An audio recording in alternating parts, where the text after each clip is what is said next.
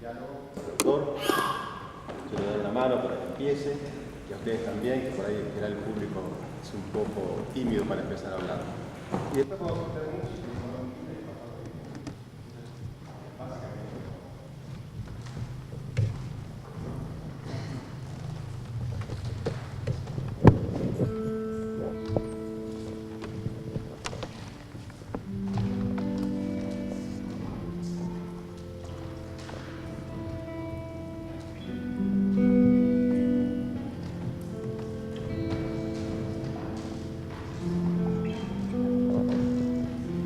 Mi viaje empieza con una mochila con 23 libros que pensaba ir leyendo y regalando a mi paso por los hostes de todos los países. Una foto en el aeropuerto donde está mi abuelo que sonríe más que yo, como si el viaje fuera a hacerlo él. Un portavalores con los ahorros calculados para un año, pero que duraron unos 45 días. Cruzo unos mensajes con una amiga diciéndonos que nos vamos a extrañar, me pide que mande fotos y que no me pierda. Pero no me pierdo. Y unas horas más tarde estoy en París, como tenía planeado. Hostel, caminata, café, libros, la bohemia de Instagram. Por más que quieran, no me pierdo. Pero me pregunto cuándo empezó este viaje. Si es cuando pisé París, o si es cuando despegué de Buenos Aires, o cuando saqué el pasaje, o cuando lo pensé, cuando lo diagramé, o si en cambio todavía no empezó. No lo sé, y no tengo a quién preguntarle. Viajo solo conmigo, y no sé si es lo mejor, porque no son vacaciones, tampoco sé lo que es. Es una zona gris, como las que explicaba un libro que leí. Es un tiempo dentro del tiempo, sin correlato con el resto. No vivo en el tiempo de mi familia en la Argentina, tampoco el tiempo de la ciudad. Vivo un tiempo que cuenta para mí solo. ¿Estará bien encarar todo esto solo? No lo sé, pero hay algo que sí sé. Y es el terreno donde me muevo. Conozco París, conozco los barrios, sé ubicarme, conozco el metro, algunas avenidas y hasta puedo jugar al flaner. Pero ¿está bien eso? Si quise romper con toda la zona de confort. ¿Hice bien en arrancar por algo ya conocido? ¿Es un paso firme ante tanto cambio? ¿O es un intento inconsciente de no soltarlo todo? No lo sé. Pero claro, me respondo, sé que quería hacer este viaje. Más allá de la duda de hacer este viaje, pero ¿para qué lo quería hacer? Quería irme de Buenos Aires, dejar la comodidad, ponerme a prueba de poder construir todo de nuevo, o era solo desafiarme a mí mismo y ver si me animaba, y después todo se fue muy lejos. ¿Solo quería vacaciones? ¿Qué era lo que quería en verdad? No lo sé. Calculé poder estar un año sin trabajar. Entonces salgo, tomo un café, leo, tomo una cerveza, leo, tomo otra cerveza y escribo. Camino, doblo en cualquier esquina porque me gusta un farol o porque un edificio me llama la atención. Así no hay ahorro que aguante y estoy por quedarme sin plata. Entonces empiezo a trabajar y con lo que gano empiezo a viajar de nuevo y siento que es un nuevo empezar. Se cierra el círculo y todo empieza otra vez. Y entonces me pregunto si está bien que así sea, si necesito plata para ponerme en marcha otra vez o mejor no echar raíces en ningún lado y no lo sé. Hago un raconto. No sé cuándo ni cómo empezó mi viaje. No sé si estuvo bien empezar viajando solo y ahora hacer 3. No sé si estuvo bien el itinerario. No sé si desembarqué en el lugar correcto. No sé si hice bien tampoco en gastar los ahorros y comenzar de nuevo. Y no sé para qué sirve un viaje. Son muchas las cosas que no sé. Son muchas cosas las que ignoro. Son muchas las cosas que no comprendo. Pero entre tanta ignorancia, tanta incomprensión y tanta incertidumbre y duda, hay algo que sí sé, y es de lo que estoy totalmente seguro, y es que uno nunca vuelve de un viaje siendo el mismo el que se fue.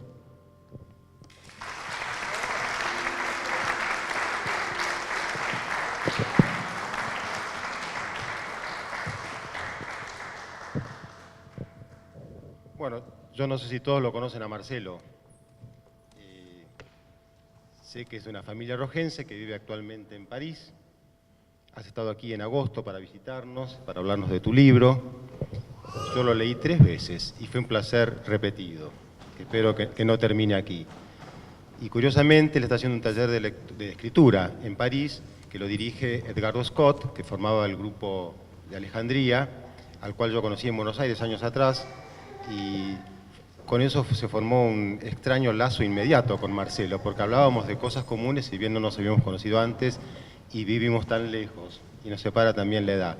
Bueno, de tu libro, yo escribí unas pocas palabras que las voy a leer ahora y bueno, espero que sea un acercamiento a tu obra. Dice así: acerca de todas las camas eran Cucheta, Berlín y una reflexión sobre la memoria y el padre, La Habana y un hotel de extraño comportamiento, Bangkok y saber en qué momento uno está perdido, Fez y la compra de una cerveza prohibida y sentirse extranjero de uno mismo, Roma y un calor verdaderamente mortal, Río de Janeiro, la ciudad misma en distintas partes del mundo y un robo en el carnaval, Dubrovnik, el Adriático y todos los mares conquistados por la guerra o una mirada, Budapest y la búsqueda de un fuego que siempre se aleja y que se encuentra fuera de este libro, Uruguay, un pasado de invención entre Minas y Montevideo y un pasado en Punta del Este que no se sabe si es real. Miami, lugar de compras y de ostentación y una visita equivocada en el cuarto del hotel con un final que pudo ser mejor. Bruselas y una pareja de recién casados en bicicleta. Ciudad del Este, a donde se puede llegar por aire o por agua, pero de donde nunca se puede salir. Isla del Sol, el lago más alto del mundo y el lugar ideal para comenzar los caminos. Camboya, ciudades que se confunden en la memoria, recuerdos de la infancia en la Argentina, preguntas sobre cómo se construye el yo. Nueva York y los pensamientos que ocuparían la mente en caída libre hacia la muerte. Estos 15 textos no son estrictamente cuentos en el sentido de un argumento con principio, desarrollo y final, pero Marcelo Mazzio se las ingenia para componer en ellos 15 bocetos inolvidables. Sus reflexiones son en tono poético y no sin un sutil sentido del humor. Su mirada se construye en una pasiva perplejidad ante un mundo que parece absurdo o incomprensible. Su lenguaje es delicado, genuino, original. Cada parada en algún lugar exótico del mundo es ocasión para Marcelo Mazzio de recrear un mundo propio, en donde el lector descubrirá visiones nuevas del otro y de sí mismo también. Una visión fresca, hecha de matices sorprendentes, que hace de este libro una joya rara, digna de conservar y de recordar.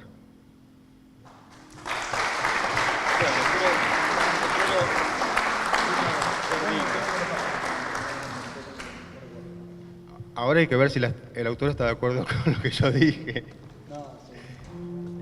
¿Querés que hablemos sin micrófono? ¿Se escucha si hablamos sin micrófono? ¿Está bien? Sí. Yo me pregunto, lo leí 3 veces, en serio.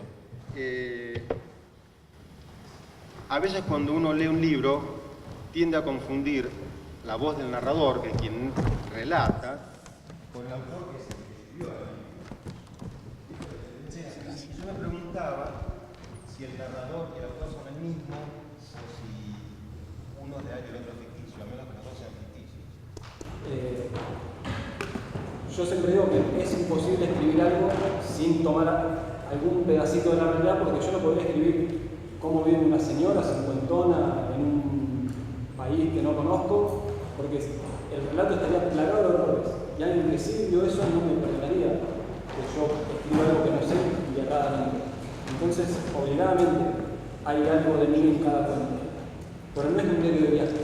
Los cuentos y todo lo que yo cuento no es exactamente como pasó, no es 100% verdad y no es algo que yo iba escribiendo en el momento a medida que me iba pasando, sino que yo fui tomando vivencias o cosas reales, las fui a buscar al recuerdo en algunos casos y las usé para la literatura, es un relato ficcional. Del total de los relatos, Yo diría que la mayoría, en verdad es ficción, es un personaje, pero el que me conoce sabe que hay algo mío ahí, sabe que hay indefectiblemente dudas, inquietudes o miradas o experiencias, o el que alguna vez compartió un viaje conmigo, sabe que hay algo de él, algún amigo mío se puede ver reflejado, pero no es que todo lo que está escrito lo viví así. Entonces, tampoco es un alter ego, tampoco es un doble yo que está ahí, es una mezcla media rara, que me parece que como un primer cuento, un primer libro es lo más útil. Es como no pisar en falso y intentar inventar todo, pero tampoco reflejarme yo, porque una, soy muy vergonzoso, y segundo, mis viajes no fueron en verdad tan divertidos quizá como los cuentos. Capaz que fueron más divertidos. Lo que pasa es que no va a ser imposible que el lector se pregunte, ¿esto puntualmente ocurrió o no ocurrió? En Roma, por ejemplo, lo que pasó en Roma. ¿Importa saber si fue real o si te lo inventaste o no? Yo imagino que no. A mí me gusta mucho leer, y cuando leo hay autores que no conozco, que no sé qué fue lo que vivieron antes. Entonces no me pongo a preguntar, bueno, ¿el que está escribiendo es el autor o es totalmente inventado? Yo creo que eso queda un segundo plano. La gente que me conoce y lee el libro, en más de un caso me han dicho, ¿y es verdad que en Roma pasó tal cosa? ¿Y es verdad que cuando estaba en la Isla del Sol tal cosa? Bueno, yo siempre digo lo mismo. No todo es mentira y no todo es verdad tampoco. Hay una mixtura ahí. Perfecto. ¿Y no querrías leer un texto corto para que la gente sepa más o menos cómo es el tono literario o no? Si quieren, ¿me animo con uno? Yo creo que estaría bueno. Uno corto, no sé. Uno corto, a ver. Porque tiene un lenguaje muy particular. La forma de acercarse a la realidad y a la literatura no es frecuente. Ustedes lo van a ver cuando lo lean.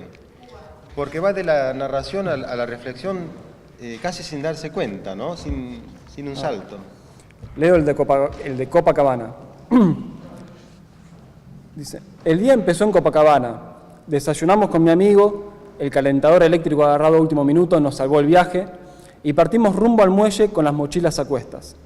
Yo tenía un gusto particular en la boca por la mezcla de vino, cerveza y algo que fumé convidado por un noruego o escocés que cruzamos en la ciudad después de hacernos amigos en un camping semanas antes. Los datos que teníamos a priori eran esa canción tan horrible como pegadiza y que el Titicaca es el lago natural navegable a mayor altura sobre el nivel del mar del mundo. Es verdad que algo tiene, que da alguna sensación, que tiene una energía, como si susurrara algo toda esa masa de líquido. En la lancha, no era una lancha, pero tampoco un barco, no sé el nombre. Nos explicaron mientras navegamos algo de la geografía y pobladores de la isla, algo del norte y el sur, o del este y el oeste. Como no me interesó, no presté atención. Solo se me grabó que Titicaca significa puma de piedra. El sol empezaba a picar y los mates no me tapaban el sabor de la boca. Armamos la carpa sobre rastros de otras carpas, cerca de unos mochileros que hablaban en inglés y que tenían un equipamiento sobredimensionado en comparación a nosotros y a todo el resto. Durante la tarde caminamos por las ruinas de la vieja civilización. Sacamos unas fotos increíbles al atardecer y de regreso bajamos sedientos y cansados. Dormimos una siesta con los pies fuera de la carpa. Cuando abrí los ojos, mi amigo masticaba un poco de coca y apuraba los 2 jarritos para liquidar el vino que nos quedaba repartido entre unas botellas de 2 litros de Coca-Cola sin etiqueta. Descalzo sobre las piedras, caminé hasta el margen del lago y me lavé la cara. Pese a ser enero, el agua estaba muy fría. Parecía rechazar las visitas de quienes nos animábamos a mojarnos. Cerca había un combinado de nenes en alpargatas y turistas quemados por el sol jugando al fútbol en una cancha de dudoso tamaño y forma. Pensé en prenderme, pero mi amigo ya me ofrecía irrechazable a la distancia mi jarrito servido de vino. Entrada la noche, y ya con las reservas de vino menguantes, nos dispusimos a comer. La geografía y la organización de la isla, algo que no nos interesó en su momento, ahora nos hacía falta. No había luces en ningún lado y solo se veían linternas que se prendían en el filo de los cerros o parecían que se apagaban en el agua. Comenzamos una caminata errante por los senderos que subían a la montaña, pero ninguno nos llevaba a ningún lado y los abandonábamos a los pocos minutos. Cerca del amarradero donde llegamos no había más que algo que se asemejaba a una plaza, un rectángulo de unos 20 por 30 metros, seco, con algunas piedras cada tanto y varias casas alrededor, algunas de adobe y chapas, otras con cemento. Uno de los edificios, creo adivinar, era una escuela. Entre las remontadas sin éxito por los senderos y nuestra sed crónica durante aquella recorrida por Perú y Bolivia, nos quedamos sin vino y nuestras exigencias para comer se derrumbaron justo en la puerta del único garage comedor de familia abierto para que cenen los turistas. Sin preguntar menú ni precios entramos. Me senté después de que me devolvieran el saludo, mientras que mi amigo se acercaba a conversar y pedía un poco de vino. La oferta se acotaba a sopa de espárragos o arroz. Los dos, hartos de los granos blancos, nos inclinamos por la sopa, que resultó ser agua sucia con algunos pedazos de verdura, nunca espárragos, nunca caldo.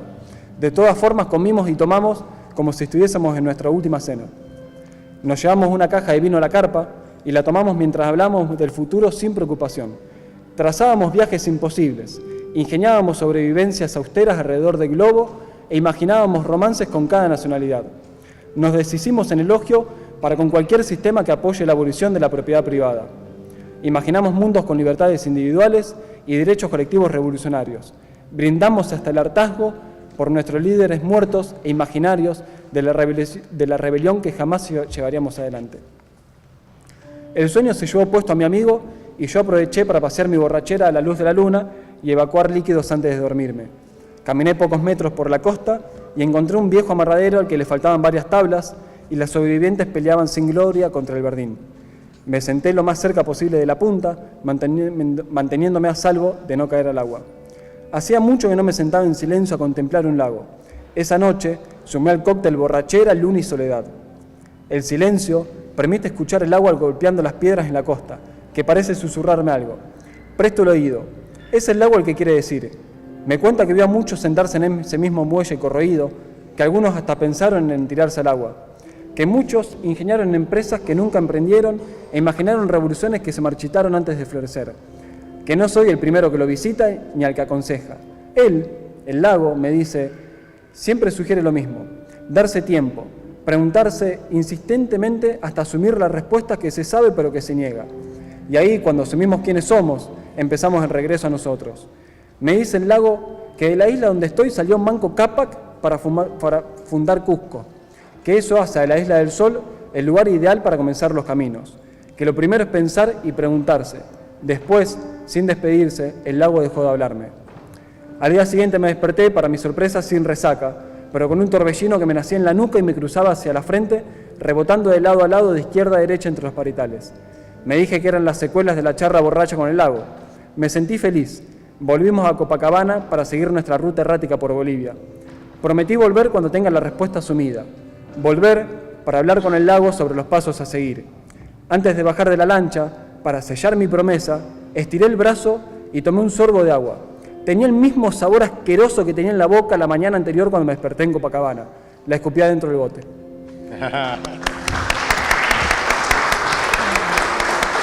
viste muy bien. Y elegiste un texto buenísimo. Es uno de los que más me gusta. Es uno de los medios largos, pero...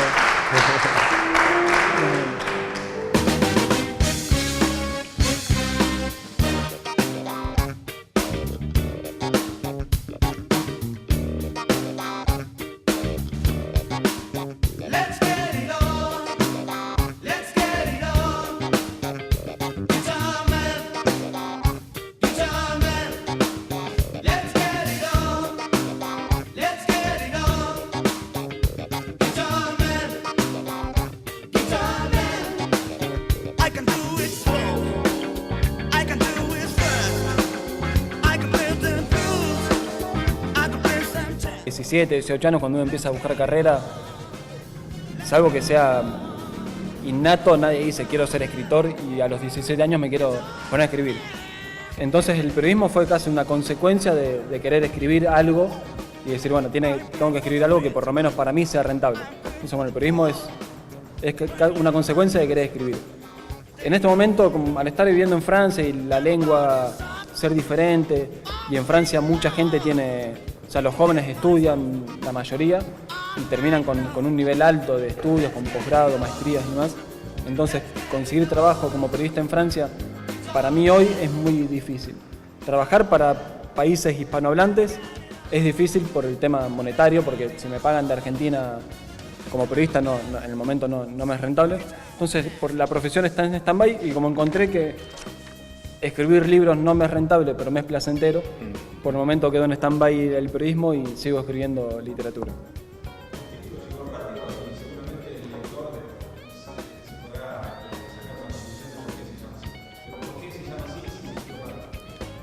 Me pasaba que generalmente libros de cuentos suelen llevar el nombre de un cuento como título y dicen, no sé, Budapest y otros cuentos.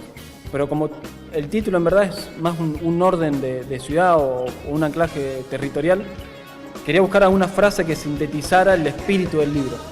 Y me costaba encontrarlo, entonces tuve que empezar a leer el libro y decía, bueno, algo de valijas, algo de aeropuertos, de hoteles, de algo, tenía que aparecer.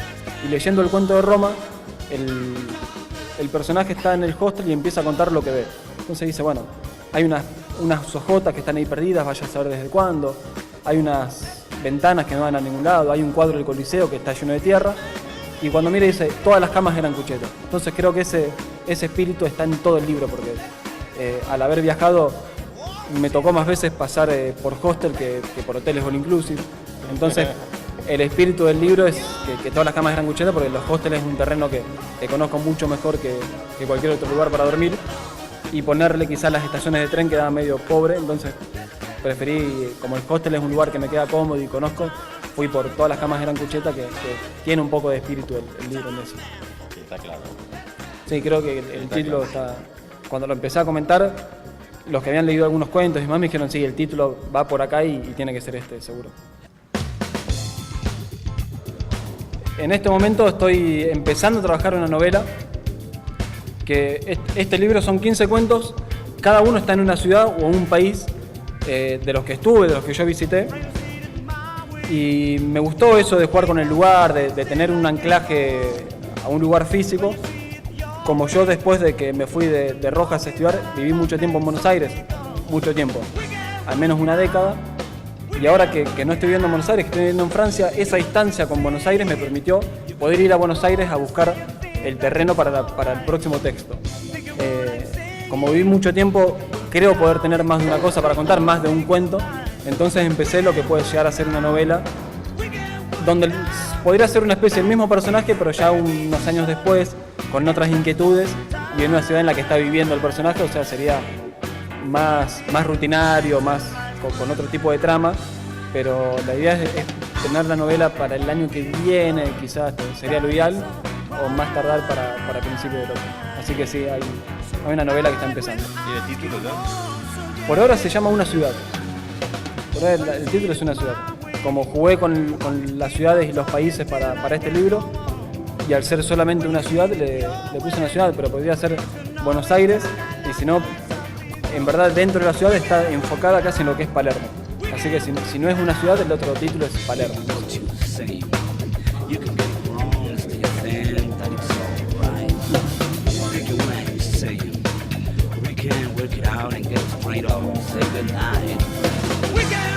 Sí, fue medio raro porque el texto que leí al comienzo, ese texto sí tiene mucho de verdad. Yo empecé el viaje por Francia con una visa para tener un año de viaje libre por el país y que también permite jugar y conocer otros países. Y tenía ahorros pensado por un año, bueno, un cálculo medio errático que hice en el momento, pero la idea era estar un tiempo en París y después ir conociendo otros lugares, tomar más experiencia, conocer. Y al tiempito de haber llegado, la conocí a Julieta y al tiempito, sin querer, a los tropezones conseguí trabajo y una cosa fue llevando a la otra hasta que decidí quedarme en París, obviamente. Entonces ya después, una vez afianzado en París, bueno, elegimos con Juli tener un bebé que ayer cumplió un año, así que fue medio raro, fue como empezar un viaje que no tenía. Yo de hecho decía, bueno, me voy a París, pero si en diciembre hace mucho frío o en enero hace mucho frío, me tomo un avión y me voy a recorrer Latinoamérica. Y en el medio, nada, uno piensa un viaje como pasa siempre, piensa trazar una línea y después el que termina decidiendo en parte es el destino. Así que fue un viaje que arrancaba como sin pasaje de vuelta y terminó siendo un viaje sin viaje de vuelta, pero bueno, totalmente diferente y feliz de que así sea. ¿Alguien más? El cuento que más me gusta es el que está primero, que es el de Berlín. Porque Berlín fue una de las ciudades que está en el cuento que más me gustó. Y creo que el cuento tiene cosas de Rojas o algún recuerdo de Rojas, recuerdos de la infancia, tiene la ciudad, está bastante plasmada, me gusta el juego que hace el personaje al recorrer un poco la ciudad, de lo que cuenta. Y después el otro que le tengo mucho cariño es el de La Habana, porque fue el primero y fue el único texto que realmente escribí. Me desperté una mañana en La Habana con el texto en la cabeza como si lo hubiera soñado. Llegué, mientras estaba desayunando, saqué una hoja, lo escribí y tiene modificaciones muy pequeñas de lo que fue el texto en ese momento. Y fue el primer texto de una ciudad determinada que quedó en el libro. Entonces le tengo un cariño especial al cuento de La Habana. Y el que leí de La Isla del Sol también es uno de los que más me gusta. En verdad, me gustan todos, con algunos tengo más cariño, más afinidad, con otros no. El que creo que está más logrado, más cerrado, es el primero. Por eso lo puse primero. No solamente lo veo ahora, ¿no? Es el primero, pero tiene que ver sobre la reflexión sobre la memoria, ¿no? Por cómo él descubre cómo en Berlín los alemanes conservan la memoria, un poco así. Sí. Y todo el libro después está lleno de reflexión sobre la memoria, así que es muy bueno como texto introductorio total, me parece. Sí. Cuando tuve que empezar a acomodar los cuentos, la primera idea fue acomodarlos por orden alfabético de los nombres. No me gustó, no me convencía, no me terminé de cerrar. Entonces empecé a buscar a ver qué orden podía encontrar en los cuentos, en lo que narraban. Y el de Berlín juega con la memoria, tiene memorias de la infancia, tiene como un inicio ahí. Entonces empecé, que arranque por la infancia, después hay otros textos que no tienen por ahí tanto recuerdo y demás, y termina cerrando con dos textos que hablan de cómo uno se va reconstruyendo y cómo va mutando de piel, cómo no somos siempre el mismo y vamos cambiando. Y el último texto, el de Nueva York, habla ya directamente del amor. Entonces me pareció que era como lindo empezar con recuerdos de la infancia y terminar con amor. Tiene una estructura bastante circular, me parece. Sí. En muchos cuentos está esto de la memoria, de ir pensando, de ir a buscar recuerdos y traerlos y mezclarlos con la ciudad. Entonces, por eso decía, uno puede agarrar el libro y leer cualquier cuento al azar, pero creo que si los leo ordenadamente hay como un recorrido que está pensado, al menos si se nota no lo sé, yo lo pensé así. Y la memoria te juega trampas, me parece a veces. Algunos recuerdos parecen inventados y otros parecen más reales, o vos te inventás un pasado o negás un pasado porque fue real, no sé, es una impresión. Sí, en mi cuento de Berlín dice algo así como, el pasado es eso que vamos a escondernos cuando el presente no nos gusta mucho, vamos a buscar recuerdos del pasado. Y el pasado siempre fue mejor. O uno siempre cree que las cosas que pasaron siempre fueron mejores. O en la infancia uno no se acuerda de problemas graves que tenía. Yo me acuerdo de estar jugando y estar preocupado por pagar un alquiler. Entonces uno siempre va a buscar eso. Y el mismo personaje se responde, es mentira. En el pasado y cuando éramos niños también había problemas. No eran problemas dimensionados como podemos tener de grande, pero siempre hubo problemas. Lo que hace uno es una memoria selectiva y siempre va a buscar. Y del mismo modo yo fui a buscar los recuerdos de los viajes que me servían para escribir un libro. No voy a contar nunca 6 horas de espera en un tren, porque la verdad sería bastante aburrido. Siempre uno va jugando con la memoria y trae lo que le sirve y lo que no lo deja a un lado.